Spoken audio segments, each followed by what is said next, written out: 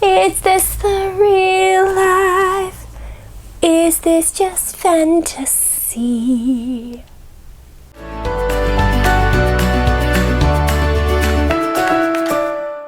Hello, welcome to Wiggy Reviews. I am Wiggy, and I review books. Today I'm doing a special video for Wednesday. Welcome to Wednesday, by the way. You are halfway through the week. Congratulations. Today I'm going to go over some of my favorite fantasy series. Yay! There are a few that I don't have the actual book for because they are somewhere in my house and I just can't find them. So I will talk about those ones first. It's only, I think, two of them that I'm going to talk about. The first one is the series called, it's the Black Griffin series, and it is by Mercedes Lackey. And if you know Mercedes Lackey, she is a powerhouse in fantasy. But her Black Griffin series is about a Black Griffin, a Black Griffin named Scandrenon Rashke, and he is the Black Griffin, and it is about him and his human friend, who I do not have the name for. And it is about them helping to, when there's a war going on, and they are like some of the top fighters, and they are there to help, and it's about their relationship, and it's about the Black Griffin being the last Griffin, and being a loner, and being angry about it, and then he finds another Griffin, a White Griffin, and there's three books there. It is the Black Griffin, the White Griffin, and the Silver Griffin. And I, at one point, had all three, but I cannot find any of them right now, so that one. The second series is Game of Thrones. I don't have the books right now because I'm lending them to someone else to read who has not read the books. They have seen the show, but they have not read the books. And if you don't know the plot of the books, where have you been? But you know, it's about, it's a fantasy world with political intrigue and family houses fighting to rule the Iron Throne and all that. Yes. So those are the two fantasy series that I cannot find the books for, or have given the books away for people to read. Now we're gonna get into the books that I actually have in front of me, sitting here just down outside of the screen. These are in no particular order. I should have said that right off the bat. There is no order here. These are just ones that I really love and I wanted to share. So don't think I ordered these in any way. So the first one I want to share is, it's actually the entire series. These are all series. And it is Marlfox, but it is a Redwall, the Redwall series. I picked Marlfox, though, to show you because this was the very first book I read in the Redwall series. I did not know it was a series. I just saw this cover with a fox and a weapon in his hand, and I was like, I am all in, baby. Let me read this and see if I like it. And I loved it, and then I went back and I read all the Redwall books. If you're not familiar with Redwall, it's a series about not anthropomorphic animals, but they're animals, and it's like a fantasy series with animals. And there are humans in the world, but it's kind of like it's like Fievel, American Tail, where the mice are basically living exactly what the humans are living, but in their own independent way, separate from humans, even though humans sometimes play into the story slightly. But I loved Marlfox because this was the first one I ever read, and it got me into the series. The next series is one that is by an author that I've already done a review on, a quickie review, and it is Brent Weeks, and this is his first trilogy that he did, and it is the Night Angel trilogy. This is the first book, The Way of Shadows. It is what introduced me to Brent Weeks, and I love this book. It is about assassins. And it's about a kid who wants to be an assassin, and he tries to get the best assassin in the world to train him, but then you learn all these secrets and hidden things, and like there's an evil king that wants to rule the world, and then there's like twists and turns, and a lot of fighting, and a lot of relationship building, but these are commitment books. Most of the fantasy books I have are commitment books, but I love this, and if you don't remember Brent Weeks, he was the one that did the Lightbringer series that I did a quickie review on a couple weeks ago. I will put a link down below in the description so you can check that out if you missed it, which I don't think any of you would have because, of course, you're watching all of my videos, aren't you? Anyway, so yes, that is The Way of Shadows, the Night Angel trilogy. Highly recommended. I love these books. I mean, look at this. Look at that cover. Ooh, he's so evil and assassin-y. Yes. The next book series. Now we're going in for the ladies a little bit, because so far Mercedes Lackey has been the only female author that I have shown you, but I have quite a few here that are ladies that I love. The first one is a staple, one of the pioneers of fantasy series, and even sci-fi a little bit. She got into science fiction for one of her books. But the one I am talking about is her fantasy series. That is, most people would know it from the Hayao Miyazaki Studio Ghibli film. But here, Tales from EARTHSEA. So again, the series I'm talking about is Ursula K. Le Guin, her EARTHSEA series. And this is the first one. This is a wizard from EARTHSEA. And if you haven't read the books and you've only seen the Studio Ghibli film, I know a lot of people thought it was a very confusing movie, unless you are a fantasy buff and you know all about fantasy tropes and Ursula K. Le Guin's series. It probably was very confusing. But if you enjoyed the movie, you should definitely check out the book series. I believe there are 4 or 5 in the series. I have the whole collection down here, but it was too heavy and I didn't want to hurt my back picking it up. But it's about a wizard. His name, I cannot remember. Ged, who was the wizard in the movie, the Studio Ghibli movie. But this is kind of just his history, how he grew up. How he became a wizard, and then the other books are his adventures throughout EARTHSEA. So if you have been curious about the series that made that Studio Ghibli movie, here it is. Check it out. There's actually 6. I can just look on the back of the book and see, but there are 6 books in the EARTHSEA series. Definitely check that one out. Another lady who I love, and we're going more now into urban fantasy, and if you don't know what urban fantasy is, urban fantasy is fantasy that takes place kind of in our time, and like right now. It could be happening right now. Modern cityscapes, New York, Nevada, Arizona, all these places it could be taking place. And it's kind of like hidden worlds, or the magic has been implemented into our worlds, and the non-magic and magic beings are living cohabitably.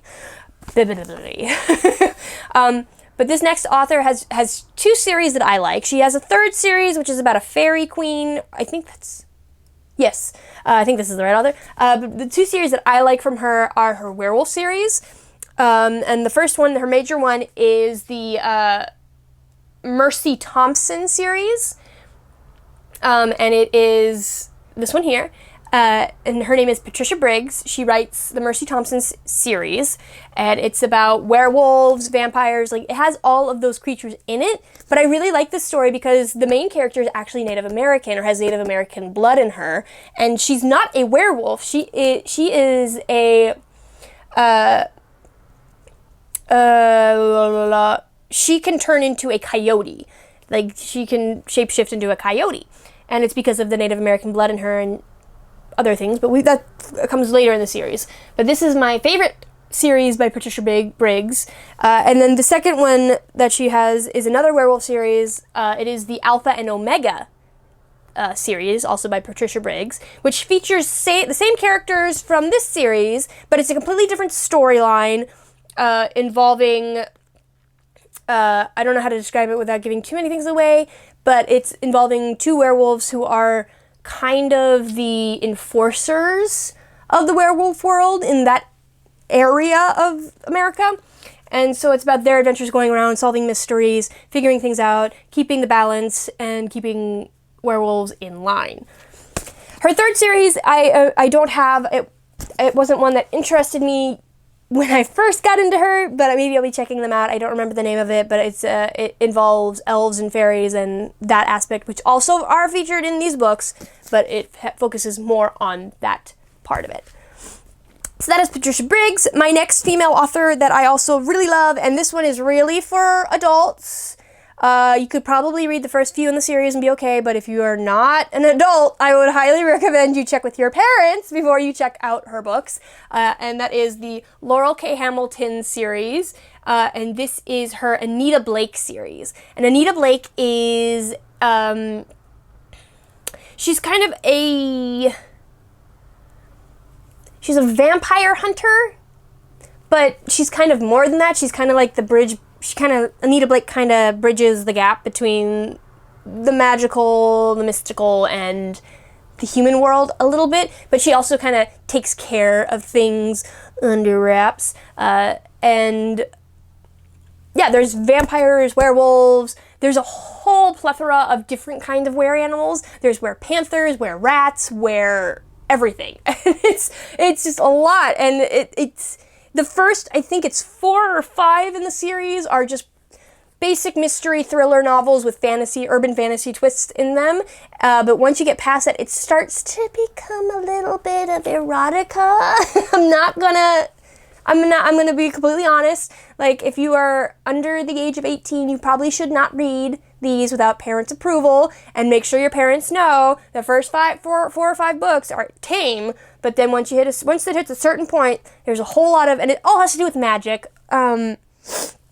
There's like this magic that you get that is powered by, I'm not going to try to explain it because I'm going to do a horrible job, but there's a lot of erotica later in the series, and there's like a whole couple books where it is like heavily just that with a touch of mystery, but she's kind of reeled it back now, and she's gone back to what started the book series. More mystery, more thriller, with just a dash of erotica thrown in. So if you are looking for something like that, check out the Anita Blake series. It is not in the romance section, it is in the sci-fi fantasy sections, but I have to put that preamble so you don't get mad at me. If you have read this series and you know what I'm talking about, comment below, let everybody know which book exactly is the one you should be ready and not be completely shocked by. Next, I have a series that I love, and the author is writing a second series in the same universe. I have read the first 2 books of that, and I'm still working on the 3rd book. But this is Mark Lawrence, and his 2 series, his 2 trilogies, I think. Anyways, this is his Broken Empire series. I highly recommend this. I love this book. It is a very good example of of a anti-hero, anti-hero kind of character, where you're following someone who's he's not necessarily a good guy, but you learn how he became that way, and you start to feel bad for him, but he's also really entertaining to read, and I love this series. It's about the Prince of Thorns. The main character is a disgraced prince who was kicked out of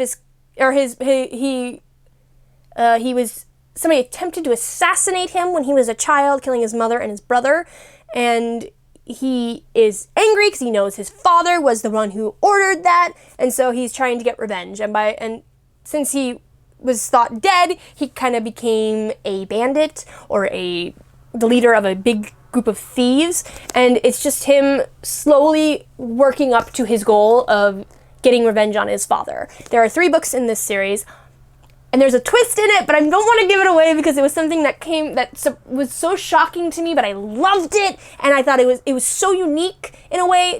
Not really unique, but if you've read the Shannara Chronicles, that might be a huge hint as to what the twist is in this book. The second series that he has written that I am in the 3rd book of is the Red Queen's War series. And this one, Prince of Fools, Prince of Thorns, it says that, but I promise it features a couple characters from this, but it is not the same. It is, again, kind of an anti-hero, but not really. He's not a bad guy. He's just a lazy guy. He's rich, he's lazy, he's arrogant, but then his fate is intertwined with this big, like, Viking guy, and he learns that he's just a pawn in this horrible plan that's happening, and he's the grandson of the Red Queen, hence the Red Queen's War, and he learns a lot about his family, and it's about him trying to escape being a pawn, but also kind of being selfish and getting his own way. But I love this. And Mark Lawrence has another series that I cannot remember the name of, because I'm trying to finish this one before I start it. But if you know what it is, comment down below, because I know he's writing another one in this universe. And I love these books. I love them. I love anti-heroes. I love protagonists that are not perfect, that aren't 100% good, but they have good in them, or they have circumstances that have made them the way they are. So that is another one. I have 3 more series for you, and then I'm going to end this video. The next one is one that I have reviewed on my channel back years ago. I reviewed it, but I still think the series is really good, really interesting, and it has a lot of good ideas in it, and a lot of things that haven't been seen before. And it is, I don't know what he calls the series. I know there's a name for it, but I'm going to call it the Warded Man series by Peter V. Brett. This is another fantasy that has a unique universe. It's a unique world. Humans don't go out at night because creatures kind of rise from the depths, and they use runes that they have to carve into their, they have to carve into their houses to protect them from these demons, and otherwise the demons will come and kill them. And nobody knows why they do it. And this is a story about 3 different characters whose lives kind of get intertwined, and they have to work together to either solve why these creatures are doing this, or like save the world from them, and save the world from all the political bull that's going on as well. Each book kind of is told from a different perspective, and you learn more about the universe, and you learn more about characters, and you kind of get insights into how they became who they are. Yeah, that's the series. Next, these last 2 are a little weird, but bear with me. The first one is a a Dungeons and Dragons fiction that I didn't ever consider reading the Dungeons and Dragons books. The series that I am talking about is R.A. Salvatore's Legend of DRIZZT. DRIZZT. I don't know how to say his name 100% correctly. And DRIZZT is a dark elf who is unlike other dark elves, and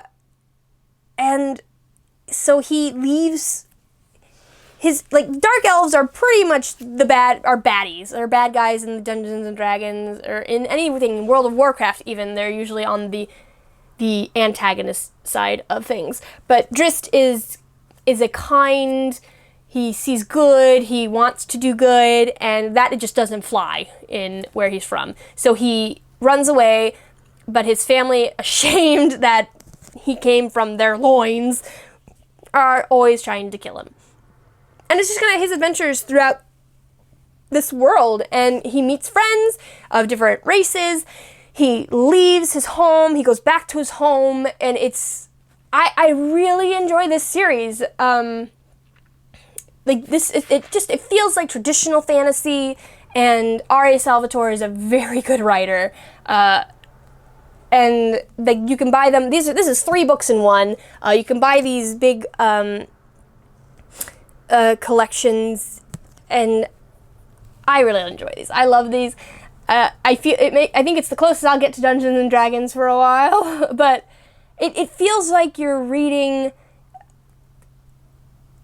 classic fantasy again, like the old school, just epic fantasies. That's what it feels like. So definitely check this out. If you never even considered, like I did, reading any of these game-based ones, definitely check this one out. It's worth it. I love it. It's getting me more interested in reading other ones. Yeah, so check that one out. And the last one is from when Wiggy was a little bitty girl, when she was in elementary school. But I love this series. It's so hard to find now, because there's a lot of books that when you were a kid, they used to be everywhere because they were everywhere, but now they're harder to find because they've gone out of print or other stories. But this one was probably the one that, where I read it and I was like, I want to write something like this. I want to write fantasy. This is the one that made me do it and made me really start using my imagination and really just kind of seeing things and wondering, like, what if this happened? And it is the Tales of the Nine Charms. And if you don't know what this is, I do not blame you. Like, the only reason I even have this book was that I went online and I searched for it, searched for it, because it is not available in stores. It is not available at Barnes & Nobles. It's not even available at, like, secondhand bookstores. Like, there's one that's close by to where I live, and I went and I thought, oh yeah, they'll have it if anybody. Nobody has this book. I had to go online and hunt it down. This is the first book, Circle of Three. The basic plot is that there are these charms that choose their masters, per se. And this book is about three characters, and I love this book because one of the characters is from our time, and he gets sucked into the fantasy world, and he has to learn to help he has to learn to fight, he has to learn to where he is, about the history, about all that. And I just love this book. It's one that I have remembered from my childhood. Like, whenever I think back on my childhood, I remember this book and one other one, which I will do in a separate list. But this one really defined my childhood, besides some of the adult books that I read, like Stephen King. But this one was, I believe, the one that made me go, I want to be a writer. This is what I want to do. I want to write. And it got me hooked into fantasy so hard, that out of all these books today, I still have so many other fantasy series that I haven't read, or I've read and just I didn't want to put on the list because they were too cliched. And I'm sure you're like, oh, you put Game of Thrones, isn't that cliched? I'm like, no, it's not. Because you should read the books, even if you've seen the TV show, because the books have better they're not over yet. God forbid he dies before he releases the final books, but I do believe the books are better than the show. Anyways, enough of that rant. But if you ever come across this series, and yes, it's a kid's book. I'm going to tell you now, it's a kid's book. It's written for kids, so it is an easy, quick read. And it may be a little cliched in their writing sometimes too. But if you see this book, pick it up. And if you have kids who are looking for something or want to get into fantasy, but they're not ready for adult books or teen books, give them this book, because this is the one that started me down my path of literary excellence. Yeah. So that is my list of some of my favorite fantasy stories, my favorite fantasy series. Let me know down in the comments if you've read all of these, if you've read none of these, if you disagree with any being ones that are worthy of being on a favorite series list. Or let me know which ones I have forgotten, because I also have the memory of a goldfish. I can't remember things. The only reason I ever remember this book is because it was the one that started my whole life into fantasy. Yeah. Thank you so much for watching. I hope you enjoyed this list. It is one that I am very happy to share. They're books that I recommend to everybody I know, even people who don't like fantasy. And you're probably like, why didn't you put some of the other series that you've talked about before on? It's like, because I couldn't remember them. So thank you all so much for watching, and I will read you later.